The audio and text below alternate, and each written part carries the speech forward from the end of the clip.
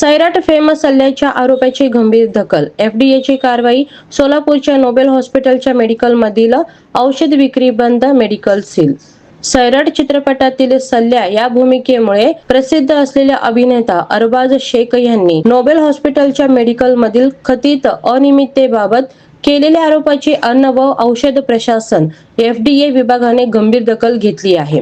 या प्रकरणाची चौकशी केल्यानंतर एफडीएने सोलापूरमधील नोबेल हॉस्पिटलच्या मेडिकलमधून औषध विक्री तातडीने बंद करण्याचे आदेश दिले आहेत.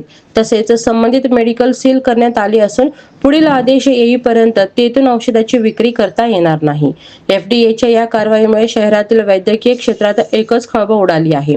या प्रकरणात संबंधितांकडून आवश्यक कागदपत्रांची पडताळणी आणि नियमांचे पालन झाले होते का, याची सखोल चौकशी सुरू असून अहवालानंतर पुढील कायदेशीर कारवाई केली जाणार असल्याची माहिती सूत्रांनी दिली आहे.